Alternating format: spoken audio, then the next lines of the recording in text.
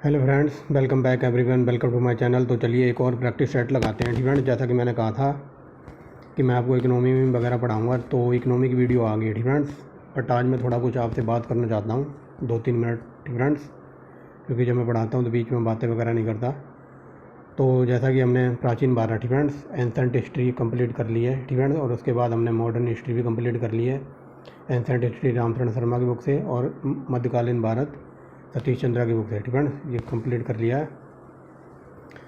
अब जो वीडियो क्या कहते हैं, अब जो पेंडिंग रह गया वो हमारा रह गया modern history friends. Modern history यानी कि आधुनिक भारत रह गया है, लेकिन वो मैं चाहता हूँ आपको बिपिन चंद्रा की बुक से, जो A1 क्वालिटी की बुक है, स्टेट PCS वगैरह UPSC के लेवल की, और जो दूसरी बुक मानी जाती है स्टैंडर्ड बुक स्पेक्ट्रम फ्रेंड, तो इनकी मिली जुली दोनों बुक से निचोड़ प्रोवाइड करा दूँगा फ्रेंड। मतलब बिपिन चंद्रा की बुक है आधुनिक भारत की फ्रेंड, उससे, और स्पेक्ट्रम की बुक से लगभग 2000 क्वेश्चन करा दूँगा फ्रेंड। लेकिन इन दोनों बुक का डाटा प्रोवाइड कराने में थोड़ा देर लग रही है, तो इस वजह से मैंने जो इकोनॉमी हमारी रुकी पड़ी थी फ्रेंड, अब हम चलाएंगे इकोनॉमी और क्या कहते हैं world geography friend. World geography और इकोनॉमी मैं आपको प्रोवाइड कराऊंगा video friend, practice set topic wise friend. और जो हमारी जैसे ही वो डाटा कंप्लीट हो जाएगा, क्या कहते हैं मॉडर्न हिस्ट्री का डाटा मेरे पास आ जाएगा, तो मॉडर्न हिस्ट्री के साथ साथ चलेगी हमारी क्या कहते हैं पॉलिटी फ्रेंड। पॉलिटी के 2 चैप्टर पढ़ाए हैं मैंने फ्रेंड्स, 2 वीडियो आ गई पॉलिटी की। जैसे ही पॉलिटी के साथ साथ चलेगी मतलब मॉडर्न हिस्ट्री फ्रेंड्स, और जब तक इधर ये हमारी इकोनॉमी और वर्ल्ड ज्योग्राफी ख़त्म हो जाएगी, फिर रह जाएगी हमारी इंडियन ज्योग्राफी और हमारी साइंस फ्रेंड्स। तो इंडियन ज्योग्राफी और साइंस का कॉम्बिनेशन चलेगा, और उधर चलेगा मॉडर्न हिस्ट्री, जो कि मैं पढ़ाऊँगा आधुनिक भारत फ्रेंड। आधुनिक भारत क्या कहते हैं बिपिन चंद्रा की बुक से और स्पेक्ट्रम की बुक से फ्रेंड। तो MCQ कराऊंगा 2000 प्लस फ्रेंड, जो A1 क्वालिटी की बुक है, और A1 क्वालिटी का डाटा आपने देख ही लिया होगा, जैसा हमने पढ़ा है प्राचीन भारत में और मध्यकालीन भारत में फ्रेंड्स। और मॉडर्न हिस्ट्री के साथ साथ हमारी चलेगी पॉलिटी फ्रेंड्स, और अभी मैं साथ साथ चला रहा हूँ इंडियन इकोनॉमी और world geography friend. Topic wise चलेगी, जो UP PCS के फेवरेट टॉपिक माने जाते हैं फ्रेंड्स। तो ये थी कुछ इन्फॉर्मेशन, और वीडियो अगर किसी को साफ ना दिखाई दे रही तो 720 फ्रेंड, 720 यानी या फिर 480 पे देखना। अगर मेरी आवाज़ स्लो लगे तो 1.75 फ्रेंड, 1.75। अगर फिर भी स्लो लगे तो वो 2x की स्पीड पे देखना फ्रेंड्स। बाकी मैं इतना स्लो बोल नहीं रहा हूँ। तो ये थी कुछ जानकारी फ्रेंड्स। तो चलिए देखते हैं फ्रेंड्स। पहला क्वेश्चन क्या कहता है, ये वेरी वेरी मोस्ट इंपॉर्टेंट है ग्रुप CDE के एग्जाम के लिए।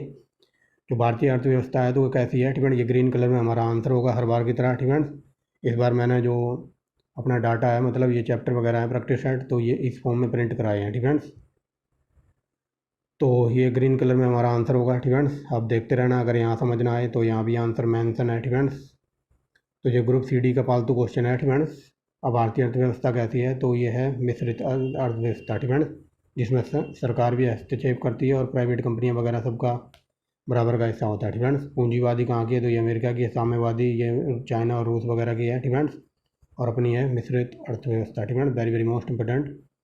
मिश्रित अर्थव्यवस्था से क्या अभिप्राय है, तो ये मैंने बता दिया, सरकारी और प्राइवेट कंपनियों का भी अस्तित्व होता है फ्रेंड्स। दूसरा question very very most important friends. तीसरा देखिए, आर्थिक विकास की दृष्टि से भारत की गिनती किस में होती है, तो भारत विकासशील देश के रूप में या फिर विकासशील राष्ट्र के रूप में भारत को काउंट किया जाता है वर्ल्ड में फ्रेंड्स, याद रखना।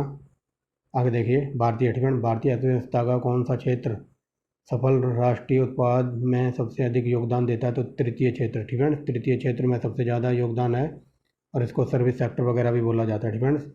अगर प्राथमिक क्षेत्र की बात करूँ तो ये मत्स्य पालन, कृषि पालन फ्रेंड्स, और ये डेयरी वगैरह सब इसमें आते हैं। द्वितीय में जो कंस्ट्रक्शन का काम होता है फ्रेंड्स, जो भवन निर्माण वगैरह, जो बिल्डिंग वगैरह बनती है फ्रेंड, ये कंस्ट्रक्शन का काम द्वितीय क्षेत्र में। और तृतीय क्षेत्र में अपना संचार आता है फ्रेंड, और ये सरकारी नौकरी वगैरह जो होती है फ्रेंड्स, ये सब तृतीय क्षेत्र में आता है। समझ गए होंगे। बाकी मैं अगर यहाँ समझना आ रहा हो फ्रेंड, तो हम डिटेल में जब पढ़ेंगे तो इन सबको मैं डिफाइन करूँगा फ्रेंड्स।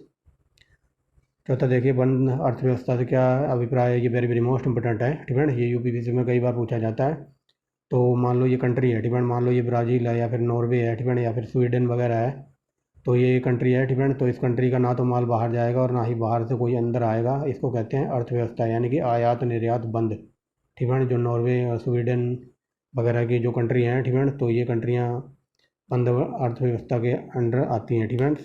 क्योंकि इनका जो माल वगैरह है ये इनको कोई ज़रूरत नहीं पड़ती ना तो बाहर से मंगाने की और ना ही अपने देश का माल कहीं बेचने की, ठीक है। तो इनको क्लोज इकोनॉमी के अंतर्गत रखा जाता है, ठीक है। यानी कि आयात निर्यात बंद, ऑप्शन नंबर डी, ठीक है।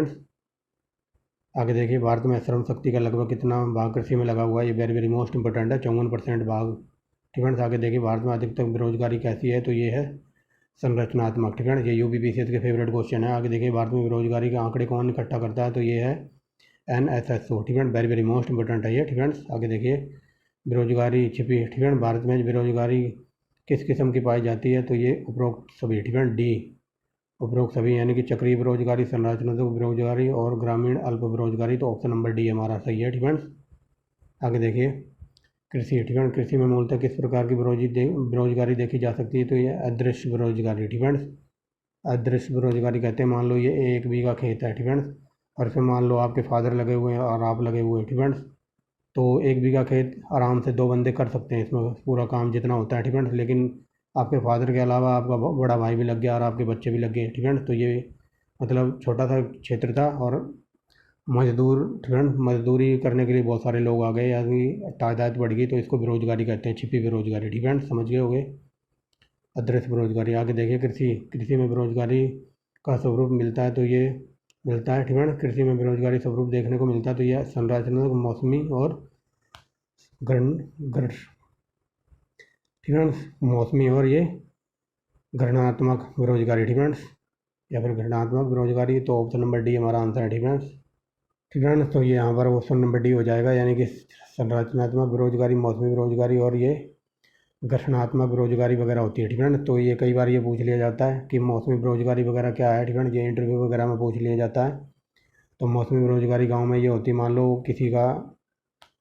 लो किसी का आइसक्रीम बेचने का काम है, ठीक है, कोई आइसक्रीम बेचता है ठेले पे, ठीक है। तो मान लो गर्मी चल रही है तो उसकी धड़ाधड़ आइसक्रीम बिकेगी, ठीक है, बिकेगी। अब जैसे ही ठंड का महीना आएगा, मतलब नवंबर दिसंबर में तो ठंड होती है, जनवरी फरवरी में ठंड होती है, तब थोड़ी कोई आइसक्रीम खाएगा, तो ये आइसक्रीम बेचेगी भी नहीं और ये ना ही बेचेगा, तो इसको कहते हैं मौसमी बेरोजगारी, ठीक है, समझ गए होंगे। मतलब आइसक्रीम का बिजनेस है वो गर्मियों में चलता है, लेकिन जैसे सर्दियाँ आती तो आइसक्रीम वगैरह कोई नहीं लेता, तो इसको कहते हैं मौसमी बेरोजगारी, ठीक है। दूसरा उदाहरण ऐसे दे सकते हो आप, मान लो, ठीक है, ठीक है। दूसरा उदाहरण ऐसे दे सकते हो, मान लो आप खेती कर रहे हो और खेतों में आपने उगाए हैं तरबूज और खरबूज, ठीक है, तरबूज और खरबूज, तो ये भी टाइम टाइम होते हैं, ठीक है, ठीक है ना। तो ये सर्दियों वगैरह में बिकते हैं तरबूज खरबूज, या फिर, ठीक है, ये सिर्फ टाइम टाइम होते हैं, जून जुलाई के महीने में, ठीक है। तो ये से वो मेरे मौसमी बेरोजगारी कहते हैं, ठीक है। मान लो आप सेब बेचते हो, तो सेब गर्मियों में तो होते नहीं, सर्दियों में होते हैं, ठीक है। तो समझ गए होंगे, I hope you understand very well. आगे चलते हैं, प्रच्छन्न बेरोजगारी का अर्थ क्या है, ठीक है। तो प्रच्छन्न बेरोजगारी वो होती है, मतलब आप काम करने के इच्छुक हो, ठीक है, ये देखिए, आवश्यकता से अधिक लोगों का कार्यस्थ होना, तो इसको प्रच्छन्न बेरोजगारी कहते हैं। जैसे मैंने बताया था ना, ये खेत है, इसमें आपके फादर और आप काम कर रहे हो, ठीक है, 2 लोग बहुत हैं इसमें 1 बीघा खेत में काम करने के लिए, ठीक है। और मान लो इस खेत में आप भी लगे हुए, आपके फादर और आपका बड़ा भाई और आपके बच्चे भी लगे, तो इसको कहते हैं प्रच्छन्न बेरोजगारी, मतलब आवश्यकता से अधिक लोगों का कार्यस्थ होना, ठीक है, समझ रहे हो। ये यूपीपीसीएस के वो पूछे हुए क्वेश्चन है। आगे देखिए, भारत में ग्रामीण क्षेत्रों में कौन सी बेरोजगारी सर्वाधिक सबसे ज़्यादा पाई जाती है, तो अदृश्य और मौसमी, ठीक है, ये सब मैंने बता दिया है, मौसमी और अदृश्य बेरोजगारी, ठीक है। आगे देखिए, वर्तमान में जो हमारा देश है, ठीक है, तो कौन सी बेरोजगारी से गुजर रहा है, तो ये है शिक्षित बेरोजगारी, मतलब पढ़े लिखे युवा डिग्री वाले बहुत हैं बट वो बेरोजगार घूम रहे हैं, तो वर्तमान समय में हमारा देश शिक्षित बेरोजगारी से ज़्यादा जूझ रहा है, ठीक है।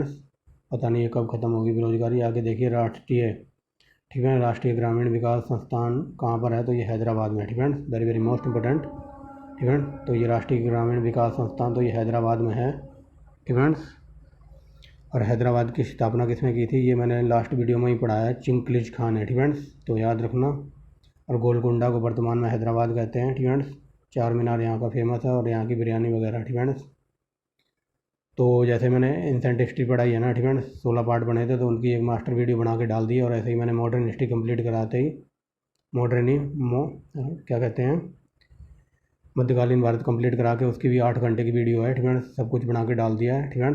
तो आप जाके वहाँ देख सकते हैं। संरचनात्मक बेरोजगारी का कारण क्या है, अपर्याप्त उत्पादन क्षमता, ठीक है। संरचनात्मक बेरोजगारी का क्या कारण है, तो अपर्याप्त उत्पादन क्षमता, ठीक है। उत्पादन करने की इतनी क्षमता नहीं है। आगे देखिए ग्लोबलाइजेशन का क्या अर्थ है, तो घरेलू अर्थव्यवस्था का वैश्विक अर्थव्यवस्था के साथ एकीकरण। ठीक है, वेरी वेरी मोस्ट इंपोर्टेंट। देख लीजिए घरेलू अर्थव्यवस्था का वैश्विक अर्थव्यवस्था के साथ एकीकरण। ठीक है, ये very very most important question लगा लो, यूपीपीसी में कई बार पूछा है। डिपेंड्स जो गांव वगैरह के लोग हैं डिपेंड, तो उनको कैलोरी एक दिन में कैलोरी बताई जाती है 2400, और जो ग्रामीण डिपेंड क्या बोल रहा हूँ शहरी डिपेंड जो शहरी लोग होते हैं तो उनके लिए कैलोरी निर्धारित की गई है 2100 डिपेंड्स, बट ये उनके काम के ऊपर डिपेंड करता है। तो चलिए क्वेश्चन पढ़ते हैं। ये देखिए नीति आयोग डिपेंड, नीति आयोग की गरीबी रेखा का निर्धारण पोषण आवश्यकताओं के अनुसार निर्धारित करता है डिपेंड, जिसके अनुसार ग्रामीण क्षेत्रों में 2400 depend very very most important है। कई बार डायरेक्ट ये पूछ रहे था ग्रामीण क्षेत्रों को कितनी कैलोरी पर्याप्त करवाई गई है एक दिन में। ठीक है, तो ये 2400 याद रखना, बट यहाँ पर बात बताई जा रही है नगरीय क्षेत्रों में कितनी कैलोरी है, तो ये नगरीयों में है 2100। ठीक है, वेरी वेरी मोस्ट इंपोर्टेंट। ग्रामीण की 2400 और नगर शहरों वालों की है 2100। ठीक है, बट ये उनके काम के ऊपर डिपेंड करता है।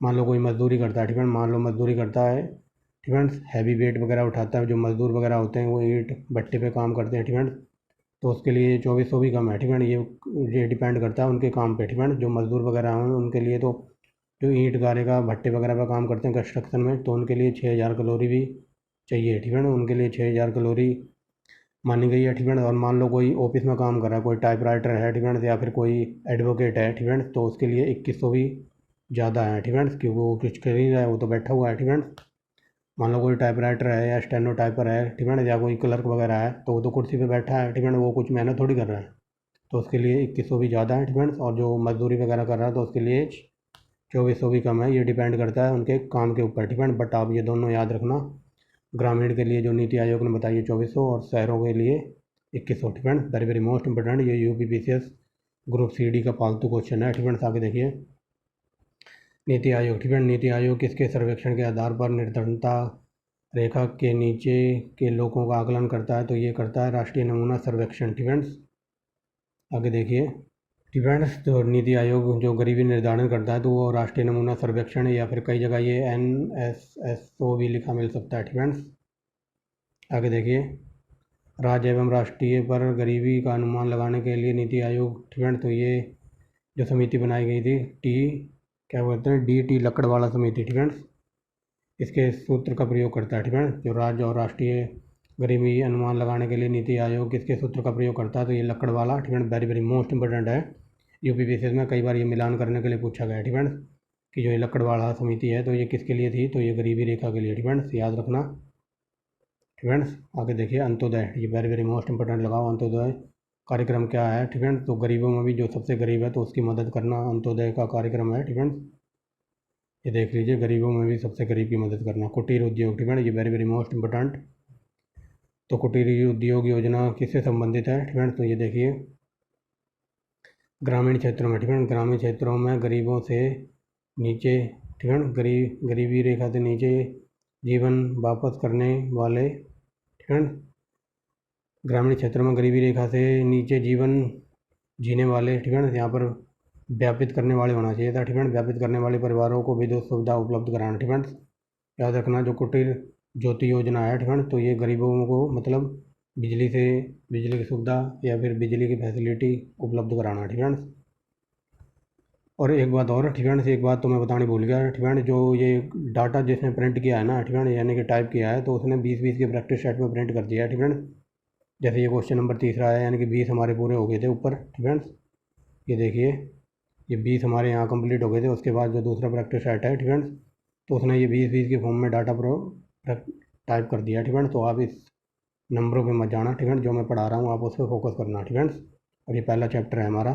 ठीक है, आगे देखिए, ठीक है, सबसे कम गरीबी कहाँ पर है, ठीक है, तो ये गोवा में है। ठीक है, गोवा वाले बीच पे अंग्रेज आते हैं, तो ठीक है, तो वहाँ पर काफ़ी अच्छी आमदनी है। आगे देखिए किस राज्य को अत्यधिक कुपोषण के कारण भारत का इथोपिया कहा जाता है, तो ये मध्य प्रदेश को कहा जाता है। ठीक है, वेरी वेरी मोस्ट इंपोर्टेंट। आगे देखिए और मध्य प्रदेश के सबसे खराब हालात किसने बताए थे, तो जो MBT, ठीक है, मोहम्मद बिन तुगलक के काल में कौन आया था, तो इबन बतूता वगैरह आया था ना, तो उसने भी मध्य प्रदेश के बारे में बहुत कुछ बुरा बताया। ठीक है, तो भारत का इथोपिया मध्य प्रदेश को। ठीक है, याद रखना। आगे चलते हैं, कौन सा सूचकांक गरीबी की तीव्रता के माप के लिए प्रयुक्त होता है, तो बहुआयामी गरीबी सूचकांक, ऑप्शन नंबर D।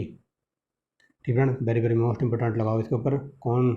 कौन सा कार्यक्रम ग्रामीण भारतीय की गरीबी दूर करने हेतु चलाया गया था? तो ये थे IRDP, ट्राइसम और ये NREF। ठीक है, तो उपरोक्त सभी। ठीक है, ये तीनों कार्यक्रम थे। आगे देखिए, यहाँ कथन कारण वाला है। ठीक है, तो कथन कहता है भारत में नगरीय गरीबी की जड़ें ग्रामीण क्षेत्रों में निहित हैं। तो पहला सही है। ठीक है, ग्रामीण क्षेत्रों में शिक्षा का स्तर नीचा है। ठीक है, तो क्या ये कथन कारण सही है? ठीक है, तो ग्रामीण जीवन में शिक्षा का स्तर नीचे नहीं है, वहाँ पर बहुत सारी और भी कमियाँ हैं। ठीक है, तो ये दोनों सही है, परंतु व्याख्या नहीं हो रही है। ठीक है, समझ रहे होगे। और ये UPPCS का पूछा हुआ क्वेश्चन है। ठीक है, कथन कारण वाले क्वेश्चन और ये मिलान करने वाले UPPCS के 7-8 सालों से फेवरेट पालतू क्वेश्चन बने हुए हैं। ठीक है, आगे देखिए, वर्ल्ड डेवलपमेंट प्रोग्राम प्रकाशित किया जाता है। तो वेरी वेरी मोस्ट इंपॉर्टेंट, ये IRDB के द्वारा। ठीक है ना, ये भी UPPCS का पूछा हुआ है।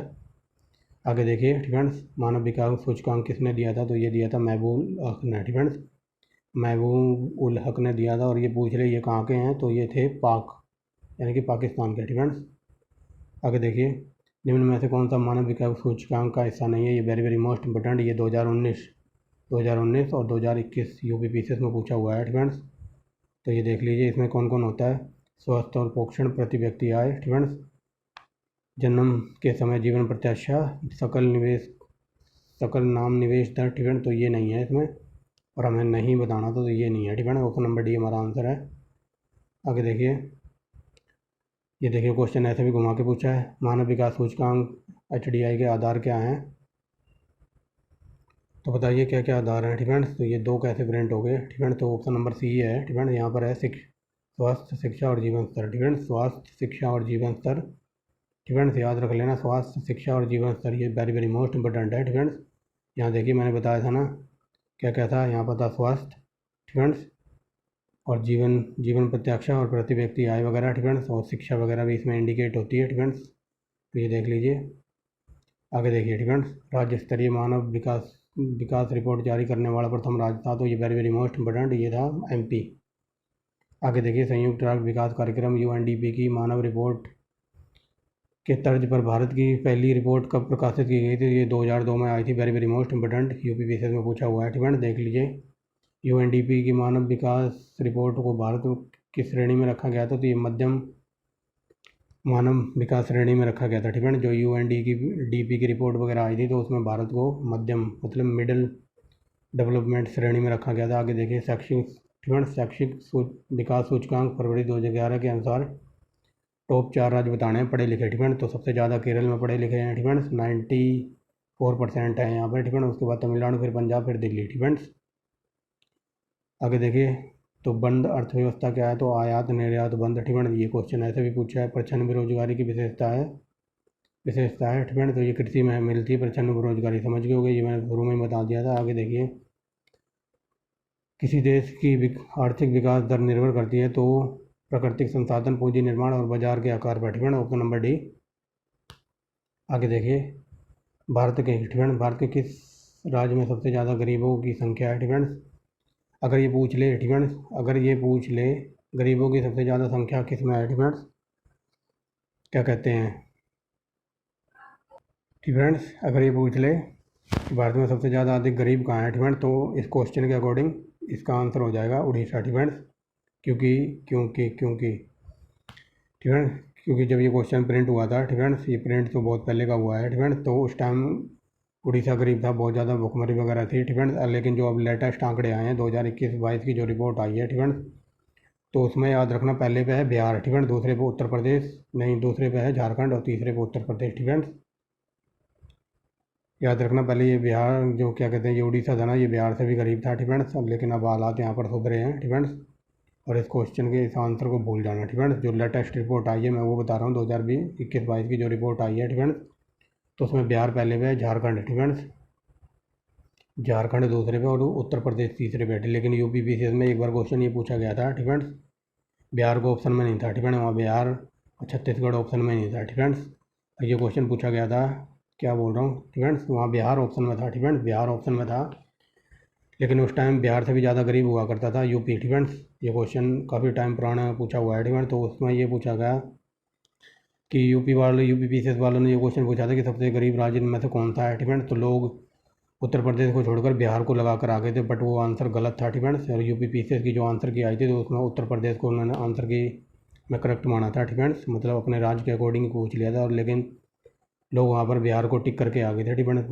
तो याद रखना, जो 2021-22 की रिपोर्ट है फ्रेंड्स, उसके अकॉर्डिंग मैं बता रहा हूँ, बिहार पहले पे है, दूसरे पे है झारखंड फ्रेंड्स, और तीसरे पे है उत्तर प्रदेश फ्रेंड्स।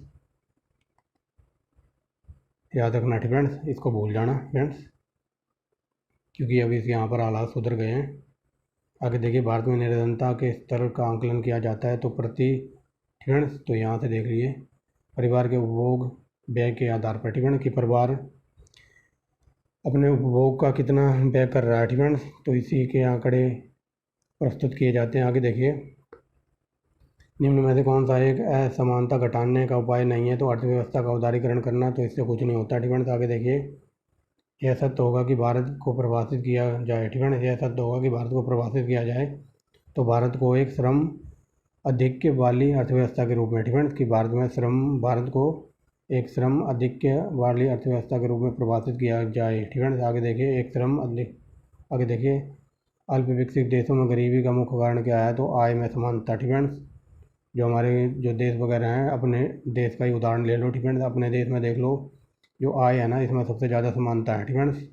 बताता हूँ क्यों। मान लो कोई है फ्रेंड्स, मान लो कोई बिजनेसमैन है तो वो करोड़ों कमा रहा है फ्रेंड्स, और कोई इंजीनियर है वो लाखों कमा रहा है, और एक मजदूर है फ्रेंड्स तो वो दिन में मुश्किल से 400-300 रुपये भी मुश्किल से कमा पा रहा है फ्रेंड्स। तो ये आय में डिफरेंस है, इसी की वजह से गरीबी का मुख्य कारण है फ्रेंड्स। जो इंजीनियर वगैरह है, जो एडवोकेट वगैरह हैं, वो लाखों छाप रहे हैं फ्रेंड्स, और जो बिजनेसमैन है ये करोड़ों छाप रहे हैं, और जो मजदूर वगैरह है तो उसको 300 रुपये की झाड़ी भी करना मुश्किल हो रहा है फ्रेंड्स। तो इसी वजह से गरीबी का मुख्य कारण है आय में समानता फ्रेंड्स, समझ रहे होंगे। हरित सूचकांक किसके द्वारा विकसित किया जाता है, तो संयुक्त राष्ट्र पर्यावरण के द्वारा। ये यूपी पीसीएस का पूछा हुआ क्वेश्चन है, very very most important friends. और ये देखिए, एक नाम यहाँ पर है क्योटो प्रोटोकॉल फ्रेंड्स, ये सब हम डिटेल में बाद में पढ़ेंगे। आगे देखिए, निम्न में से किसके द्वारा भ्रष्टाचार की लड़ाई के लिए नागरिकों को मार्गदर्शिका निकाली गई है फ्रेंड्स, तो बताइए। तो ये है केंद्रीय सतर्कता आयोग फ्रेंड्स, केंद्रीय सतर्कता आयोग, ये शायद 1964 में बना था फ्रेंड्स। अगर क्वेश्चन पॉलिटी में ये पूछा जाता है कि जो सीबीसी है फ्रेंड्स, सीबीसी जो आयोग है, केंद्रीय सतर्कता आयोग है फ्रेंड्स, तो ये कौन से आर्टिकल में है, तो ये कोई सा आर्टिकल में नहीं फ्रेंड्स। फ्रेंड्स याद रखना है, पॉलिटी में कई बार क्वेश्चन पूछ लेता है कि ये जो सीबीसी है फ्रेंड्स, केंद्रीय सतर्कता आयोग है, एक कब बना था, तो 1964 याद रखेंगे फ्रेंड्स। और कौन से आर्टिकल में आता है, तो कोई से आर्टिकल में इसका डिफाइन नहीं किया गया फ्रेंड्स, तो ये उलझाने की कोशिश करता है। लेकिन कई बार ये भी पूछता है कि ये केंद्रीय सतर्कता आयोग है तो ये संवैधानिक है या वैधानिक है फ्रेंड्स, तो ये संवैधानिक नहीं है बिल्कुल फ्रेंड्स, ये वैधानिक है, वैधानिक फ्रेंड्स याद रखना, ये कई बार पूछ लेता है पॉलिटी में उलझाने के लिए।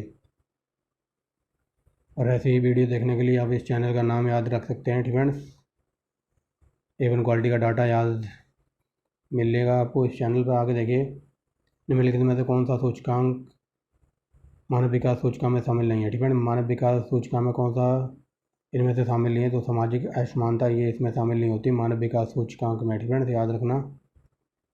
आगे देखिए फ्रेंड्स, और इसमें हम 50 क्वेश्चन देखेंगे फ्रेंड्स, यानी कि 2 20-20 के सेट और 1 10 का फ्रेंड्स। तो देखिए, भारतीय, ये वेरी वेरी मोस्ट इंपोर्टेंट है, ये ग्रुप सी डी का फालतू क्वेश्चन है फ्रेंड्स।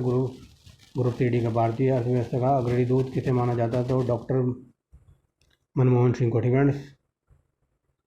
आगे देखिए, मानव विकास सूचकांक बनाया था फ्रेंड्स, तो ये यूएनडीपी ने बनाया था फ्रेंड्स, ये यूपी पीसीएस का पूछा हुआ है। आगे देखिए, ऐसी अर्थव्यवस्था को क्या कहेंगे जिसका शेष दुनिया से कोई लेना देना नहीं है, ये मैंने शुरू में ही बता दिया था। मान लो ये देश है, और ना तो बाहर का माल आएगा अंदर इस देश में, और ना ही यहाँ का माल अंदर जाएगा, मतलब बाहरी दुनिया से इन्हें कोई लेना देना नहीं है, तो इसको कहते हैं बंद अर्थव्यवस्था फ्रेंड्स, याद रखना। आगे देखिए, 10वां क्वेश्चन क्या कहता है फ्रेंड्स, किसी अर्थव्यवस्था में क्षेत्रों को सार्वजनिक और निजी में किस आधार पर वर्गीकृत किया जाता है, तो ये उद्यमों का स्वामित्व के आधार पर फ्रेंड्स। मान लो कोई कंपनी है, सरकारी है और कोई प्राइवेट है, तो इनको किस आधार पर वर्गीकृत किया जाएगा, तो उद्यमों के आधार पर फ्रेंड्स। कोई सरकारी उद्यम होगा, कोई प्राइवेट कंपनी है फ्रेंड्स, तो इसके अकॉर्डिंग डिफाइन किया जाता है फ्रेंड्स। तो ये थी आज की वीडियो, इसमें हमने 50 क्वेश्चन देखे हैं friends, very very most important है पीसीएस के अकॉर्डिंग फ्रेंड्स। तो मिलते हैं नेक्स्ट वीडियो में एक नेक्स्ट प्रैक्टिस सेट के साथ फ्रेंड्स। तो इकनॉमी का डाटा जैसे मैंने कहा था मैं प्रोवाइड कराऊंगा 2-4 दिन में फ्रेंड्स। तो समझ गए कि डाटा हमारा कैसे चलेगा।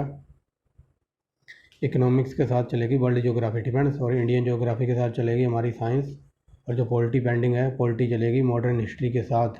और मॉडर्न हिस्ट्री की वीडियो आने लग जाएंगी, क्योंकि जो स्पेक्ट्रम की बुक है और जो बिपिन चंद्रा की बुक है फ्रेंड, तो इन दोनों का मिली जुली जो बुक है फ्रेंड, इन दोनों का कंबाइन डाटा प्रोवाइड कराऊंगा आपको फ्रेंड, एकदम डिटेल में। लगभग 2000 क्वेश्चन है फ्रेंड्स, तो इस वजह से वो तैयार हो रहा है डाटा भी फ्रेंड्स। तब तक आप इन पर फोकस करिए फ्रेंड्स। अगर फिर वही बात बता रहा हूँ फ्रेंड्स, अगर किसी ने वो जो मॉडर्न क्या बोल रहा हूँ एंसेंट हिस्ट्री और मध्यकालीन भारत कराया है फ्रेंड्स, अगर वो ना देखे हों तो जाके चैनल की प्लेलिस्ट में देख सकते हो फ्रेंड्स। और अगर किसी को ट्रिक से डाटा देखना है फ्रेंड्स, ओनली ट्रिक के नाम से प्लेलिस्ट मिल जाएगी। तो thanks for watching the video and bye bye, मिलते हैं नेक्स्ट वीडियो में फ्रेंड्स।